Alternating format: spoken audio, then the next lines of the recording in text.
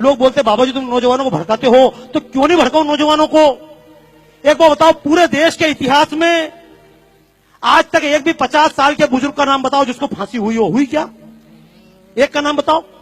ये दिल्ली में बैठकर चिल्ला रहे हैं, बाला साहब पे भी चिल्लाएंगे, नरेंद्र मोदी भी चिल्लाएंगे, इन पे चिल्लाएंगे, संघ पे चिल्लाएंगे, ये सांप्रदायिक हैं, हमने देश को आजादी दिलाई। पर मैं चैलेंज करता हूं पूरे देश के और पूरे प्रदेश के, शिंदे साहब से सोनिया गांधी से लेकर यहां के मुख्यमंत्री तक, एक कांग्रेसी का नाम बताओ जिसको फांसी हुई हो। मैं चैलेंज कर रहा हूं भाई साहब, मैंने तो आरटीआई में पूछा, पूरे देश में तुमने देश को आजादी दिलाई, लेकिन एक कांग्रेसी का नाम बताओ जिसको अंग्रेजों ने फांसी दी हो।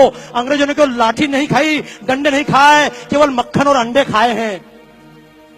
लेकिन समस्या है, इस देश का नौजवान भगत सिंह क्यों नहीं बनना चाहता? इस देश का नौजवान शिवाजी क्यों नहीं बनना चाहता? इस देश का नौजवान फांसी क्यों नहीं खाना चाहता? नौजवान को गाली देना आसान है, लेकिन कहूंगा दोस्तों, पूरे जीवन में महात्मा गांधी ने कभी एक डंडा खाया?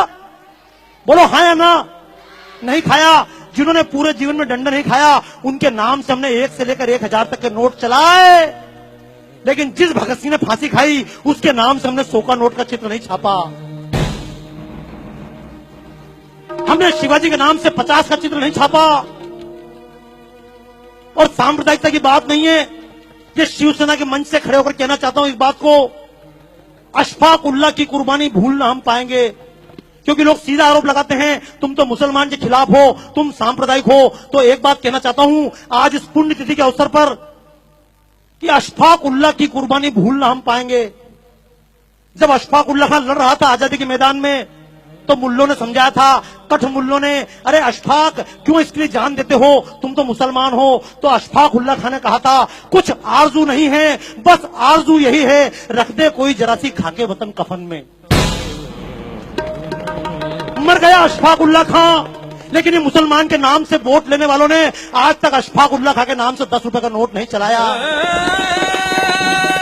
इस देश की लड़कियां, झूठ मत बोलना, पूछना अपनी बच्चियों से, क्यों लव जिहाद के चक्कर में फंस जाती हैं? लक्ष्मीबाई नहीं बनना चाहती, जीजाबाई नहीं बनना चाहती, कैटरीना कैफ बनना चाहती, दीपिका पादुकोण बनना चाहती, क्यों? क्योंकि जिसने देश के लिए प्राण दिए, जो मैदान में लड़ते लड़ते मरी, उस लक्ष्मीबाई के नाम से हमने 1 रुपए का नोट नहीं चलाया। तो दोस्तों, मैं तो एक बात कहता हूं, सरकार नोट भगत सिंह के नाम से चलाए या ना चलाए, हमारे दिलों में छपना चाहिए या नहीं?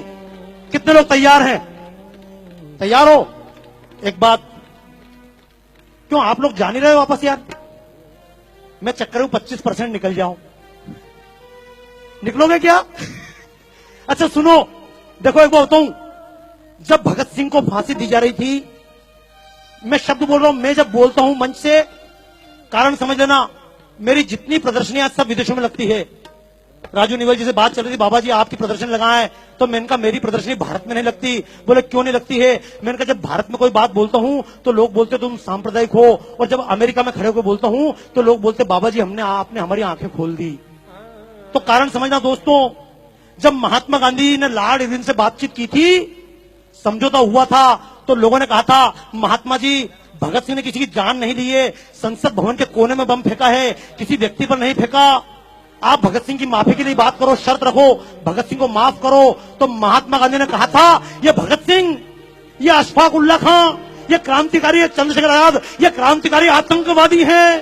तो मैं भी एक बात कहना चाहता हूं, अगर भगत सिंह आतंकवादी थे तो मैं भी आतंकवादी हूं। और ऐसे आतंकवादी देश के कोने कोने में पैदा करना चाहता हूं। क्यों? अगर भगत सिंह की तरह आतंकवादी देश में पैदा हो जाए, तो अफजल और कसाब जैसे आतंकवादी दिखाई, तो बोलो देश के नाम पे आतंकवादी बनना चाहते हो? अभी तक लोग मजहब के नाम पे आतंकवादी बने, जातियों के नाम पर आतंकवादी बने। हालांकि आतंक का मतलब यह नहीं कि बम लेकर निकल जाना, मारोगे किसको मारोगे? देशवासी को मारोगे क्या? लेकिन कम से कम और किसी को मारो मत मारो, अपने स्वार्थ को मार लेना। जब कभी वोट देने जाओ तो जाति देखकर वोट मत देना।